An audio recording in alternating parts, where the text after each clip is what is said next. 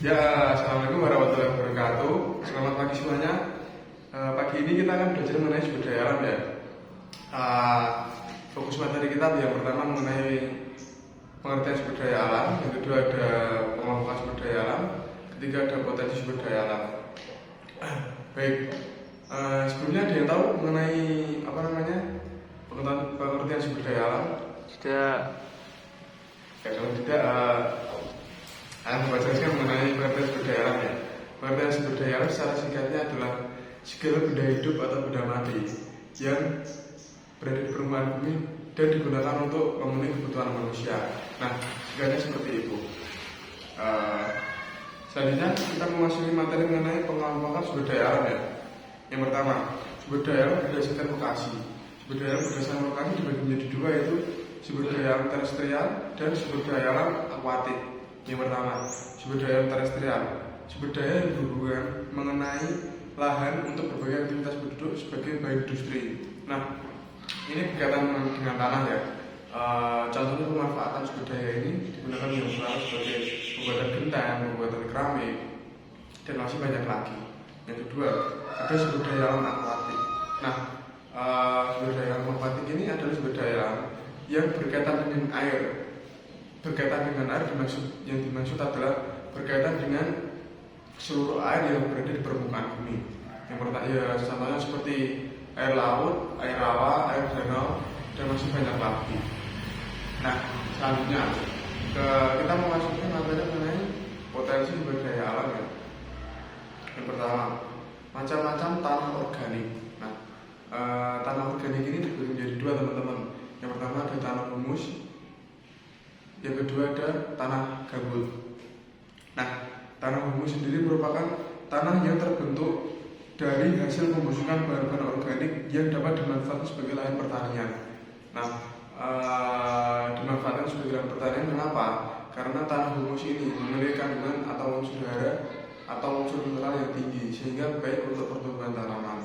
Selanjutnya ada tanah gambut. Nah, tanah gambut adalah tanah yang proses perbentukannya berasal dari pembusukan tumbuhan bahan organik di daerah yang selalu tergenang air rawa. Nah, perbedaan antara tanah gambut dan tanah humus ini, dia memang tanah humus dan tanah gambut ini sama-sama terbentuk dari hasil pembusukan tumbuhan. Namun, tanah gambut ini mengalami proses pembusukan dalam genangan air rawa ya, sehingga memiliki kandungan asam yang tinggi sehingga tidak baik untuk tumbuhan. Nah, ciri-ciri dari tanah gambut ini sendiri adalah yang pertama bersifat sangat asam, unsur hara sangat rendah, dan biasa ditemukan di daerah rawa. Selanjutnya, kita membahas mengenai tingkat kesuburan tanah. Tingkat kesuburan tanah dibagi menjadi tiga. Yang pertama tanah subur, tanah tidak subur, dan tanah kurang subur. Nah, yang pertama ada tanah subur. Tanah subur di antara berbagai jenis tanah yang ada di Indonesia, tanah vulkanik merupakan tanah yang paling subur. Hal ini dikarenakan tanah vulkanik berasal dari letusan gunung berapi yang memiliki kandungan mineral sangat tinggi sehingga baik untuk pertumbuhan tanaman. Yang kedua ada tanah kurang subur. Tanah kurang subur antara lain adalah tanah pasir, tanah gambut, dan tanah kapur. Selanjutnya, tanah tidak subur. Tanah tidak subur adalah tanah yang tandus karena mengalami proses pencucian oleh air hujan sehingga tanah yang terlalu sering terkena air hujan itu tidak baik untuk tumbuhan karena terlalu sering terkena air hujan.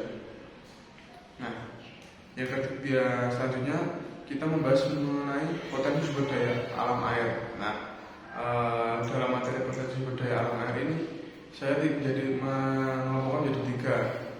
Bahasan yang pertama ada siklus air pendek, siklus air sedang, dan siklus air panjang.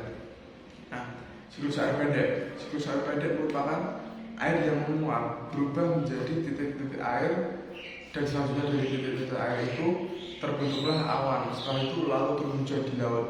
Nah, untuk siklus air pendek ini hujan tidak terjadi di permukaan tanah atau daratan, melainkan turun masih di atas wilayah laut. Selanjutnya ada siklus air sedang. Nah, siklus air sedang adalah air yang menguap berubah menjadi titik-titik air, dan dari titik-titik air tersebut terbentuklah awan, dan kemudian air membawa awan tersebut berpindah ke wilayah daratan. Nah, mulai dari siklus air sedang ini, hujan sudah turun di laut. Hujan sudah turun. Akhirnya pencet. Nah, selanjutnya materi mengenai siklus air panjang. Siklus air panjang merupakan yang pertama, air yang menguap kemudian mengalami kondensasi atau penguapan dan berubah menjadi partikel-partikel es melalui proses sublimasi. Nah, berbeda dengan siklus air sedang adalah proses sublimasi yang terjadi pada saat siklus air panjang ini. Nah, setelah proses sublimasi, air yang telah menjadi kristal-kristal es kemudian turun hujan, dan turun hujan ini adalah berupa es atau salju ya. Dan selanjutnya salju atau es tersebut mencair menjadi gletser. Nah, aliran air gletser ini kemudian mengalir kembali ke arah laut. Nah, selanjutnya materi mengenai potensi sumber daya alam hutan. Sumber daya alam hutan ini dibagi menjadi 3 ya, jenis-jenis hutan di Indonesia. Ada hutan musim, ada hutan hujan tropis, hutan musim atau musim tropika, dan yang terakhir ada hutan mangrove. Nah, hutan tropis ini jenis hutan yang ditandai dengan keanekaragaman jenis tumbuhan dan makhluk hidup yang ada di dalamnya. Sehingga hutan tropis ini sering disebut sebagai hutan heterogen ya, karena jumlah tumbuhan yang memang sangat beragam, bukan hanya satu jenis tumbuhan. Sebutan untuk hutan yang hanya memiliki satu jenis tumbuhan itu adalah hutan homogen. Yang kedua ada hutan muson atau musim tropika. Hutan jenis ini merupakan hutan yang pada saat musim kemarau tumbuhannya itu menggugurkan daunnya atau meranggas. Nah, contoh tanaman yang pada saat musim kemarau itu menggugurkan daunnya adalah pohon jati ya. Selanjutnya ada hutan mangrove. Hutan mangrove tumbuh di sekitar dataran pantai, dan hal ini sangat bermanfaat bagi kehidupan masyarakat pesisir, karena hutan mangrove itu merupakan yang pertama ada habitat kepiting, yang kedua berfungsi sebagai penangkal abrasi, dan masih banyak lagi yang manfaat-manfaat dari hutan mangrove ini sendiri. Selanjutnya ada sumber daya alam tambang, potensi sumber daya alam tambang. Yang pertama ada pertambangan biji atau logam. Contoh dari hasil pertambangan biji yang ada di Indonesia ada biji besi, ada bauksit, timah, nikel, tembaga, emas, dan masih banyak lagi. Selanjutnya ada pertambangan yang menghasilkan energi. Pertambangan yang menghasilkan energi ini apa Pak? Pertambangan yang menghasilkan energi adalah pertambangan yang hasilkan akhirnya itu berupa energi yang mampu dimanfaatkan oleh makhluk hidup. Contohnya ada minyak bumi, batu bara, dan masih banyak lagi. Minyak bumi jika dilakukan proses filterisasi itu berfungsi untuk bahan bakar minyak ya. Dan yang untuk batu bara sering digunakan sebagai bahan bakar pada pabrik. Nah, selanjutnya ada pertambangan mineral industri. Pertambangan mineral industri ini hasilnya meliputi seperti belerang, granit, pasir, kaoli, dan batu kapur. Selanjutnya kita memasuki materi mengenai pemanfaatan sumber daya alam ya.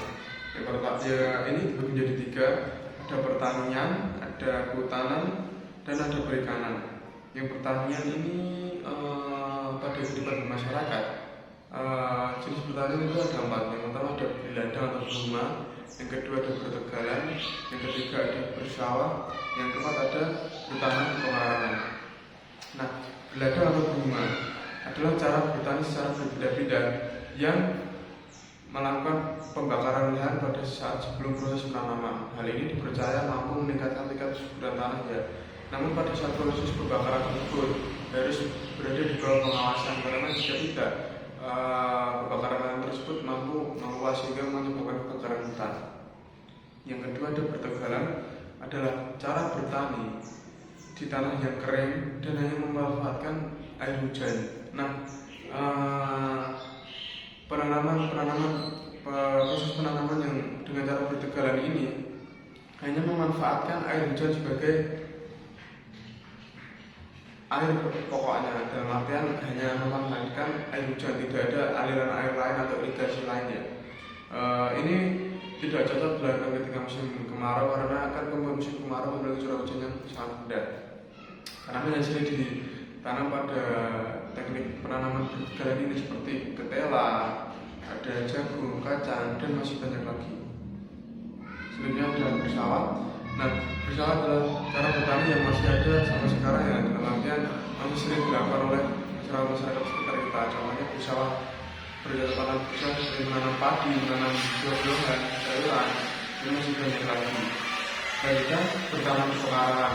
Nah, ini adalah metode pertanian yang paling mudah ya, dalam artian dapat dilakukan di sekitar rumah. Metode pertanian pekarangan ini bisa kita lakukan di sekitar rumah kita seperti menanam hidroponik, bisa tanaman bunga, atau masih banyak lagi. Selanjutnya ada perikanan. Nah, pemanfaatan budaya perikanan ini ada dua, yang pertama budidaya dan hasil tangkap. Nah, dalam hal hasil tangkap ini nelayan hanya mengandalkan apa yang ada di laut ya, tidak dilakukan proses penambakan atau proses budidaya. Dalam artian memang murni hasil tangkap nelayan. Dan untuk budidaya merupakan proses pemanfaatan proses budidaya perikanan yang dilakukan berada di sekitar rumah nelayan. Dalam artian nelayan itu menambah wilayah-wilayah laut tersebut untuk ditanami, untuk diisi sebagai benih ikan. Contohnya yang sering digunakan adalah budidaya ikan mujair, ikan nila, gurame, dan masih banyak lagi. Selanjutnya, pemanfaatan sumber daya hutan. Pemanfaatan sumber daya hutan itu banyak sekali. Yang pertama ada hutan itu merupakan paru-paru dunia atau menghasil oksigen. Yang kedua, kayu yang dihasilkan bisa digunakan sebagai kebutuhan manusia. Yang ketiga, sumber tambang dan mineral. Nah, untuk konteks pemanfaatan hutan ini memang harus diawasi dengan baik ya, dalam artian hutan itu jangan terlalu dieksploitasi sehingga nanti menyebabkan kerusakan hutan. Contohnya seperti pemanfaatan kayu yang berlebihan itu menyebabkan hutan menjadi rusak karena terlalu sering dieksploitasi.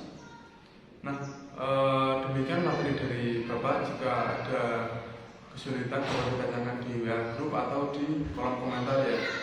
Terima kasih atas perhatiannya. Wassalamualaikum warahmatullahi wabarakatuh.